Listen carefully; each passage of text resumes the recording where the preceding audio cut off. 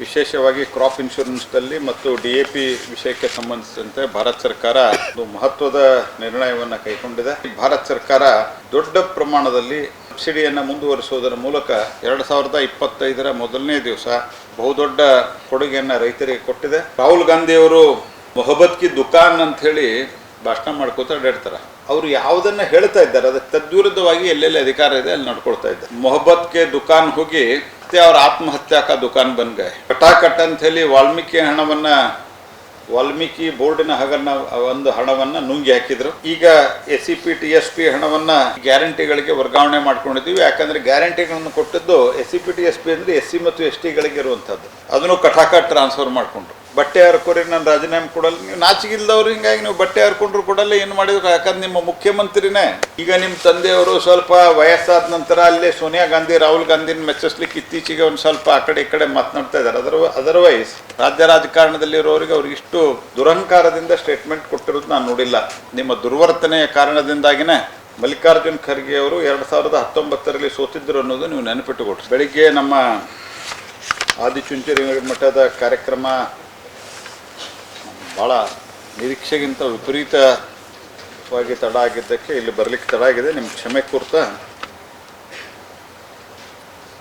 ನಿನ್ನೆ ವಿಶೇಷವಾಗಿ ಕ್ರಾಪ್ ಇನ್ಶೂರೆನ್ಸ್ನಲ್ಲಿ ಮತ್ತು DAP ವಿಷಯಕ್ಕೆ ಸಂಬಂಧಿಸಿದಂತೆ ಭಾರತ ಸರ್ಕಾರ ಒಂದು ಮಹತ್ವದ ನಿರ್ಣಯವನ್ನು ಕೈಗೊಂಡಿದೆ. ಜಗತ್ತಿನಾದ್ಯಂತ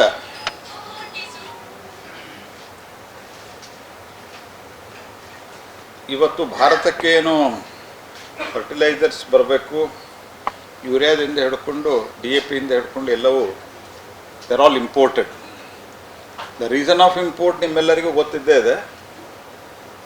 ಯಾಕಂದರೆ ಅದು ಬೇಸಿಕ್ ರಾ ಮೆಟೀರಿಯಲ್ ಏನಿದೆ ಗಣಿಗಾರಿಕೆಯಿಂದ ಬರಬೇಕು, ಮಿನರಲ್ಸ್.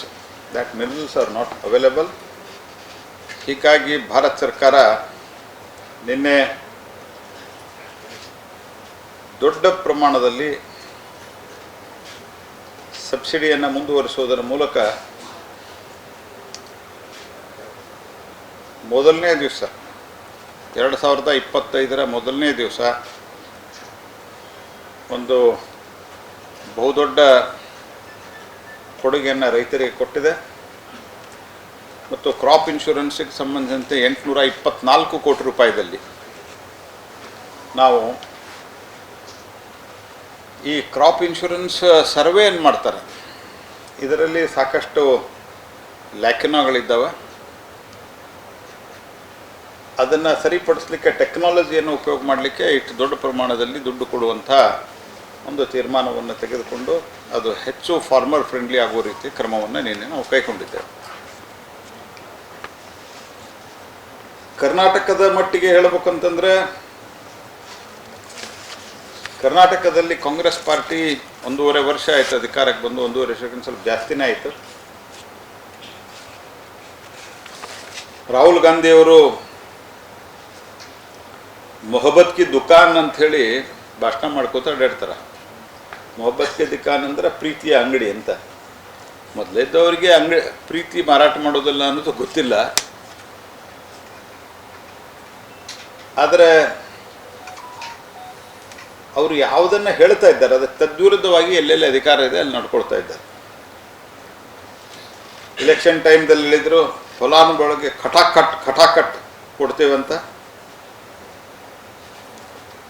ಮೊಹಬ್ಬತ್ ಕೆ ದುಕಾನ್ ಹೋಗಿ ಅವ್ರ ಆತ್ಮಹತ್ಯಾ ಕಾ ದುಕಾನ್ ಬನ್ ಗए. ಕಟಾಕಟ್ ಅಂತ ಹೇಳಿ ವಾಲ್ಮೀಕಿ ಬೋರ್ಡಿನ ಒಂದು ಹಣವನ್ನ ನುಂಗಿ ಹಾಕಿದ್ರು.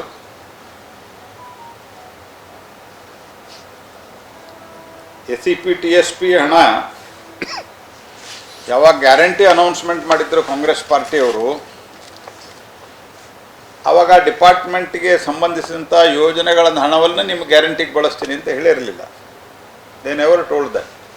ಆದರೆ ಅದಾದ ನಂತರ ಈಗ SCP TSP ಹಣವನ್ನು ಈ ಗ್ಯಾರಂಟಿಗಳಿಗೆ ವರ್ಗಾವಣೆ ಮಾಡ್ಕೊಂಡಿದ್ದೀವಿ. ಯಾಕಂದರೆ ಗ್ಯಾರಂಟಿಗಳನ್ನು ಕೊಟ್ಟಿದ್ದು SCP TSP ಅಂದರೆ SC ಮತ್ತು ST ಗಳಿಗೆ ಇರುವಂಥದ್ದು. ಅದನ್ನು ಕಟಾಕಟ್ ಟ್ರಾನ್ಸ್ಫರ್ ಮಾಡಿಕೊಂಡ್ರು. ಕಟಾಕಟ್ ಯಾರಿಗೂ ಏನು ಬರಲಿಲ್ಲ, ಕಟಾಕಟ್ ಟ್ರಾನ್ಸ್ಫರ್ ಮಾಡಿಕೊಂಡು ತಿಂದು ಹಾಕಿದರು. ಮತ್ತು ಇವತ್ತೇನು ದುರಾಡಳಿತ, ಭ್ರಷ್ಟಾಚಾರ, ತೀವ್ರ ಸ್ವರೂಪದ ಆರೋಪಗಳು ಸ್ವತಃ ಮುಖ್ಯಮಂತ್ರಿ ಹಿಡ್ಕೊಂಡು ಅನೇಕ ಸಚಿವರುಗಳ ಮೇಲೆ ಬರ್ತಾ ಇತ್ತು.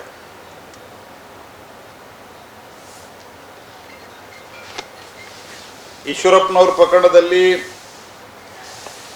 ಯಡಿಯೂರಪ್ಪನವ್ರ ಮೇಲೆ ಪ್ರಾಸಿಕ್ಯೂಷನ್ಗೆ ಅವತ್ತಿನ ರಾಜ್ಯಪಾಲರು ಪರ್ಮಿಷನ್ ಕೊಟ್ಟಂಥ ಸಂದರ್ಭದಲ್ಲಿ ಇವರು ಏನೇನು ಹೇಳಿಕೆ ಕೊಟ್ಟಿದ್ರು ಎಲ್ಲವನ್ನೂ ಮರೆತಿದ್ದಾರೆ.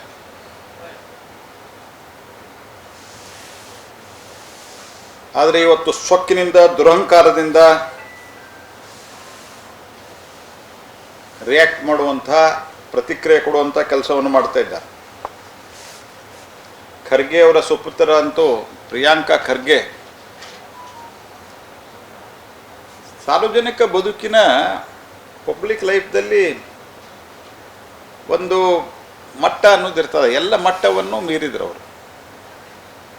ಎಷ್ಟು ಕೆಳಗಿಳಿಬೇಕೋ ಅಷ್ಟು ಇಳಿದಿದ್ದಾರೆ.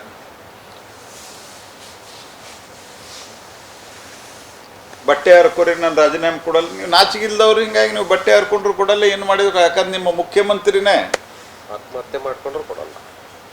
ರಾಜ್ಯ high court, no less than high court has said, ಮುಖ್ಯಮಂತ್ರಿಗಳ ಅಥವಾ ಆಯಾ ಕಾಲದಲ್ಲಿ ಉಪಮುಖ್ಯಮಂತ್ರಿ ಇತ್ಯಾದಿ ಇತ್ಯಾದಿ, ಮಂತ್ರಿ, ಉಪಮುಖ್ಯಮಂತ್ರಿ, ಮುಖ್ಯಮಂತ್ರಿ, ಇದೆಲ್ಲದೂ ನೀವು ಇರಲಿಲ್ಲ ಅಂದರೆ ನಿಮ್ಮ ಶ್ರೀಮತಿಯವರ, ನಿಮ್ಮ ಹೆಂಡತಿಯ ಹೆಸರಿನಲ್ಲಿ ಇದ್ದಂಥ ಆಗಿರುವಂಥ ಅವ್ಯವಹಾರ ಇಷ್ಟು ಫಾಸ್ಟಾಗಿ ಆಗಕ್ಕೆ ಸಾಧ್ಯ ಇಲ್ಲ. This is the comment of the high court. ನಿಮ್ಗೆ ಬೇಕಾದರೆ ನಾನು ಓದಿ ತೋರಿಸ್ತೇನೆ, ಹೈಕೋರ್ಟದ ಆರ್ಡರ್ದಲ್ಲಿದೆ. ಹಾಗಾಗಿ ನಿಮಗೆ ಗೊತ್ತಿಲ್ಲದೆ ನಡೀತು ಅಂತ ಹೇಳುವಂಥದ್ದು ಇದನ್ನು ಒಪ್ಪಲಿಕ್ಕೆ ಸಾಧ್ಯ ಇಲ್ಲ. ಹಾಗಾಗಿ ಇದರ ಬಗ್ಗೆ ಇನ್ವೆಸ್ಟಿಗೇಷನ್ ಆಗಬೇಕು ಅಂತ ಹೇಳಿದರು. ಅದಾದ ನಂತರ ಅವರು ರಾಜೀನಾಮೆಯನ್ನು ಕೊಡಲಿಲ್ಲ. ಹೀಗಾಗಿ ಖರ್ಗೆ ಅವರು ಅವರ ಸುಪುತ್ರ ರಾಜೀನಾಮೆ ಕೊಡ್ತಾರೆ ಅಂಥೇಳಿ ನಾವು ಅಪೇಕ್ಷೆ ಪಡೋದಿಲ್ಲ, ಆದರೆ ಹೋರಾಟ ಬಿಡೋದಿಲ್ಲ. ಹೋರಾಟ ಸಾರ್ವಜನಿಕರನ್ನ ಜಾಗೃತಿಗೊಳಿಸಲಿಕ್ಕೆ ವಿಲ್ ಕಂಟಿನ್ಯೂ ದಿ ಫೈಟ್. ಇವ್ರ ಕಾಲದಲ್ಲಿ ಏನೇನಾಯಿತು? ಮೊದಲನೇದು, ಸ್ವತಃ ಮುಖ್ಯಮಂತ್ರಿಗಳ ಮೇಲೆ ಗಂಭೀರವಾದಂಥ ಆರೋಪ ಬಂತು. ಹೈಕೋರ್ಟಿಗೆ ಹೋದರು. High court as on date high court order is in force. In spite of that ಅವರು ರಾಜೀನಾಮೆಯನ್ನು ಕೊಟ್ಟಿಲ್ಲ ಮತ್ತು ಅತ್ಯಂತ ಬಂಡರತನದಿಂದ ತಮ್ಮನ್ನು ತಾವು ಸಮರ್ಥನೆ ಮಾಡ್ಕೋತಾ ಅಡ್ಡಾಡ್ತಿದ್ದಾರೆ. ಇವರಾದ ನಂತರದ ಸ್ಥಿತಿ ಏನಿದೆ? ಆತ್ಮಹತ್ಯೆಯ ಕಾರಣದಿಂದಾಗಿ, ಚಂದ್ರಶೇಖರ್ ಅನ್ನುವಂಥವ್ರ ಆತ್ಮಹತ್ಯೆಯ ಕಾರಣದಿಂದಾಗಿ ವಾಲ್ಮೀಕಿ ಬೋರ್ಡಿನ ಹಗರಣ ಹೊರಗೆ ಬಂತು. ನಾಗೇಂದ್ರ ಒಬ್ಬರು ರಾಜೀನಾಮೆ ಕೊಟ್ಟರು, ಈಗ ಅವ್ರು ಮತ್ತೆ ವಾಪಸ್ ತಗೋತೀವಿ ಅಂತ ಹೇಳ್ತಾ ಇದ್ದಾರೆ. ಮೊದಲು ಚಂದ್ರಶೇಖರ್ ಆತ್ಮಹತ್ಯೆ, ಲಕ್ಷ್ಮೀ ಹೆಬ್ಬಾಳ್ಕರ್ ಅವರ ಪರ್ಸನಲ್ ಸ್ಟಾಫನ್ನು ಹೆಸರು ಬರೆದಿಟ್ಟು ರುದ್ರಣ್ಣ ಯಡವಣ್ಣವರ ಆತ್ಮಹತ್ಯೆ, ಅದೇ ತಹಸೀಲ್ದಾರನ್ನ ಪುನಃ ಅಲ್ಲೇ ಪೋಸ್ಟಿಂಗ್ ಮಾಡಿದ್ದಾರೆ. ಈಗ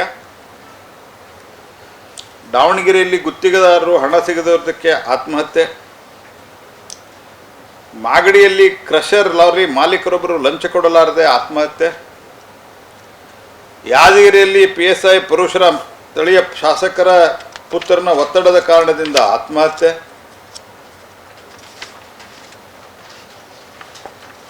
ಈ ಆತ್ಮಹತ್ಯೆ, ಹತ್ಯೆಗಳು ಮೊಹಬ್ಬತ್ ಕಾ ದುಕಾನ್ದಲ್ಲಿ ಮಾರಾಟ ಆಗ್ತಾ ಇದ್ದಾವೆ. ಆದರೆ ಇದರ ಜೊತೆಗೆ ಈಗ